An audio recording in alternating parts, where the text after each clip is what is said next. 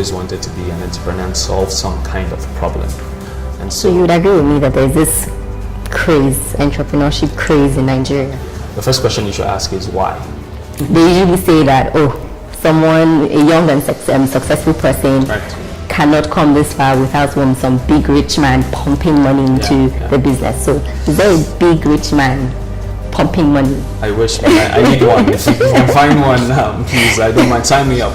I will focus on ensuring that I'm excellent at what I do, and that people are willing to trust that I can execute. Once you start generating some income, prudent financial management, don't make that first check and go and buy the G-Wagon or the Range Rover. So it was very important that it wasn't a traditional building. We wanted people to feel a certain way when they came, as well as we wanted to make a statement about sustainability. Hi, you're welcome to this episode of Chris. I had an amazing time speaking with Kola Aina and meet Kola.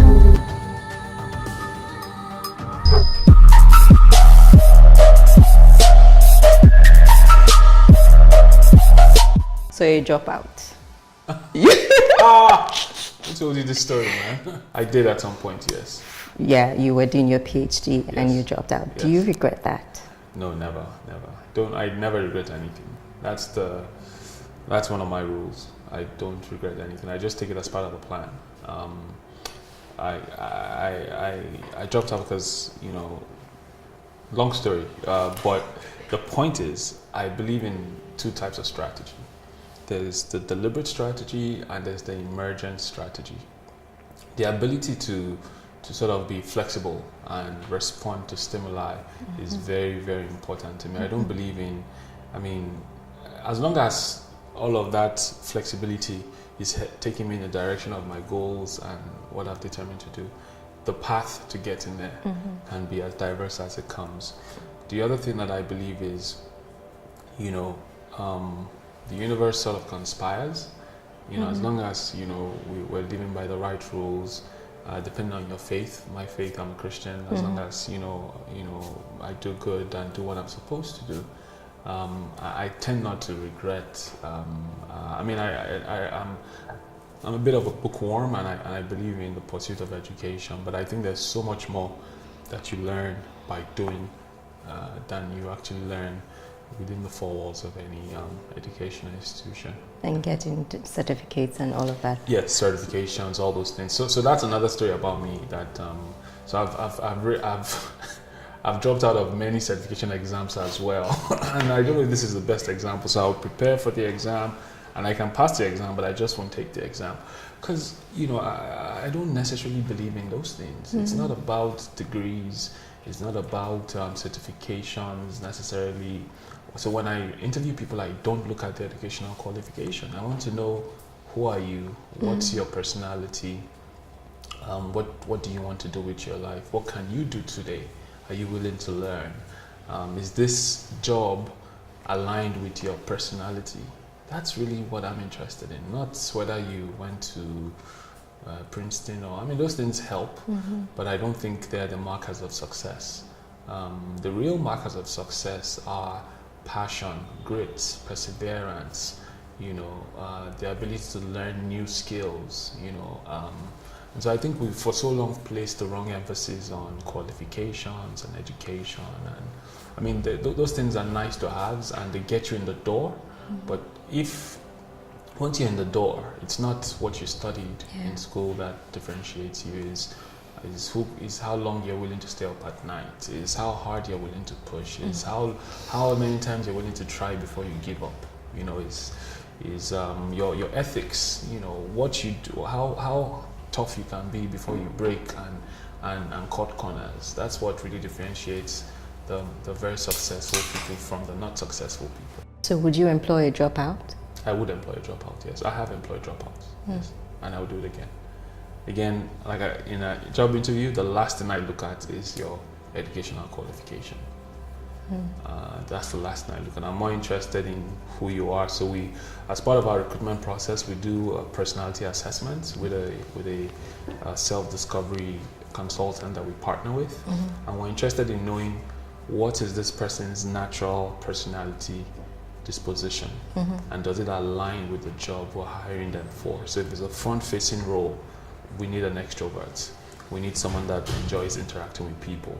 If it's say a role in finance, we need someone that is probably an introvert, has great attention to detail.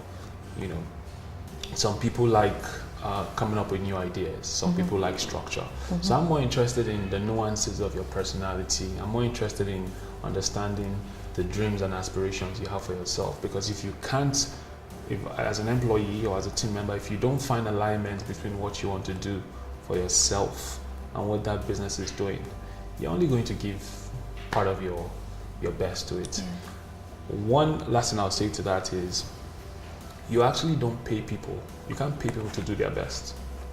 People actually volunteer to do their best. However, people would only volunteer for what aligns with who they are. So I think the trick for any leader is to ensure that the people you have on your team would do the work that they do on that team for free. When you have that, you have magic. And so, qualification are the last things I look for.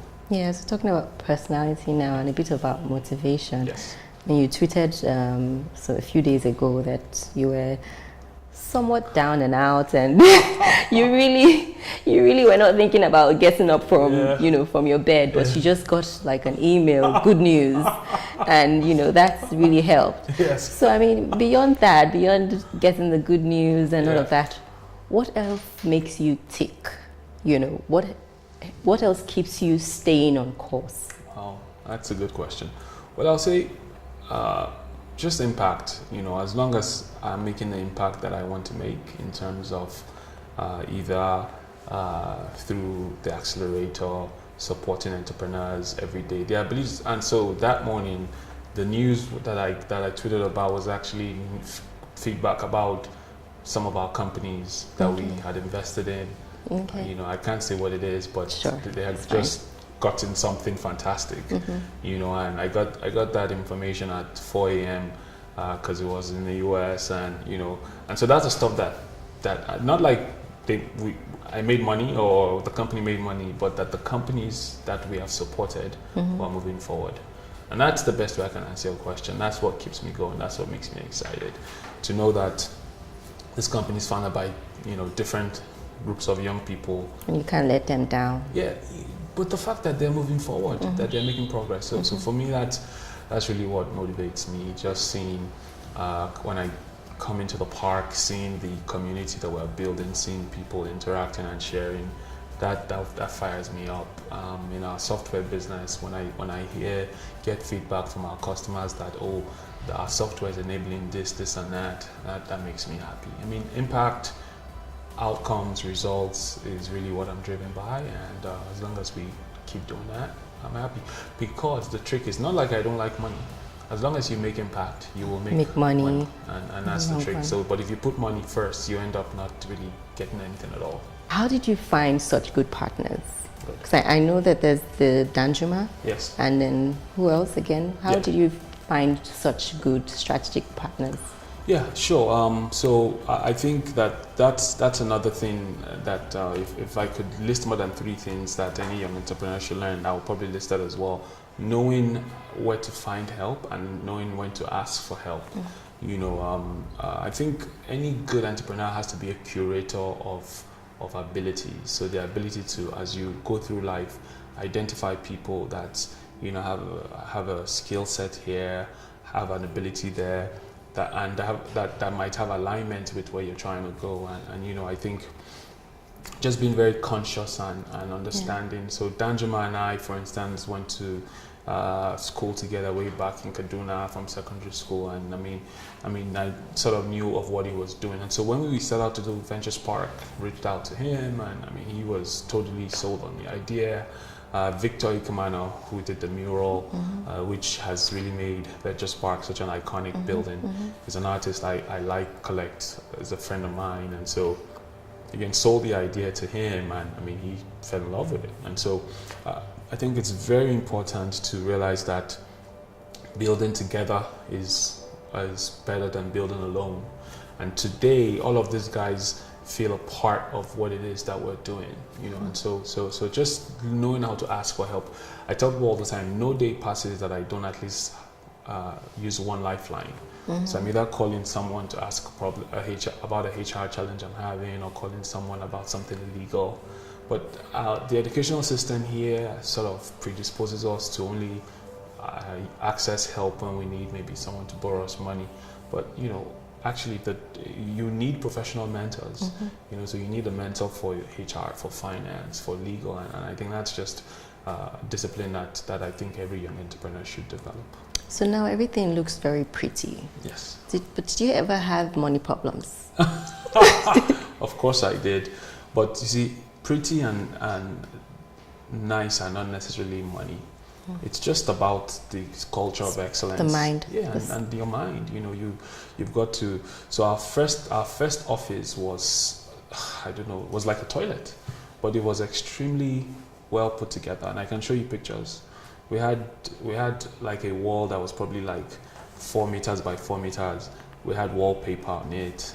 I had this lamp that I think I bought for like 5K on the table. I mean, we're just professional about what we do, and I think that attention to detail, that knack for excellence is really missing. I'll tell you a story that might encourage some people.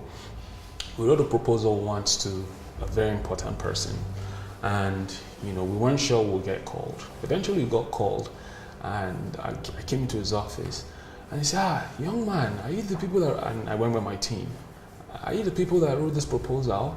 I'm like, yes. He's like, they submitted a pile of documents for me to review, and I was just scanning through and just looking at how the quality of your paper and how well your letter was formatted, the font size you chose, the print. I said, these people must know what they're doing. And I pulled it out of the pile and read it. And that's how you got here. It was the perfect thing for me, because I'd always told, my team members would say it when they bring documents for me to sign. If you're a new person, you'll probably repeat that like 4 times, because I would look at every line and look at the formatting. And so I think that knack for excellence, it eventually pays off, and I just believe in doing things as excellently as you can and not cutting corners. I noticed, just in entrepreneurship, really, there's that thin line between determination and aggression. Yeah. And some do one more than the other, and it can be very annoying. Just some people would see it as being too forward. Yeah. So what's that? How can you manage that, really? I think that in line is just decency and having a respect for people. So I'm a big proponent for being gritty, and being gritty means not giving up, following up, but I give you a simple pet peeve of mine. So you call someone, let's say they're a customer, and they don't pick, and you keep calling them. That is just that's not determination. That's annoying. So just understanding respect for people's time. Being courteous, being respectful. That should not be taken out of business. And it doesn't matter whether, it's not about being respectful to more older people or whatever.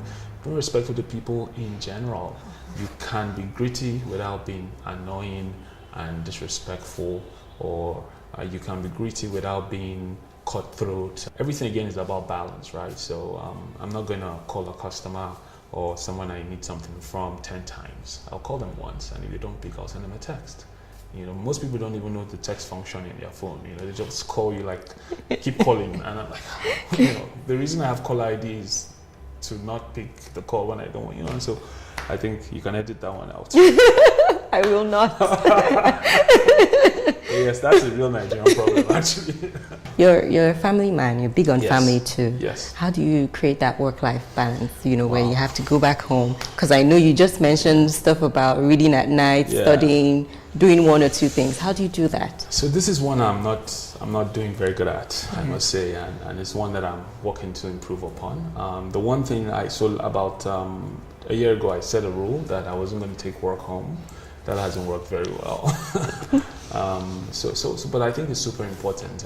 So I try to observe 1 holiday a year, so that sort of creates time. But from as basic as, and again, it's different. Work-life balance for someone that has a family is very different from work-life balance for someone that doesn't have a family.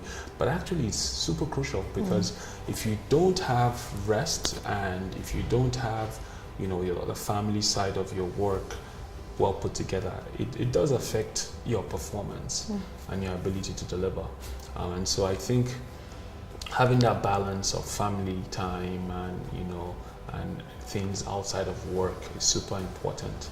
A lot of young people, sort of think, I'll work very hard in my younger years, and actually it's a fallacy. Doesn't stop. Yeah, it never stops, and then by the time you decide to have time, everyone has moved on, and that's the tragedy of people that are hyper focused on building businesses.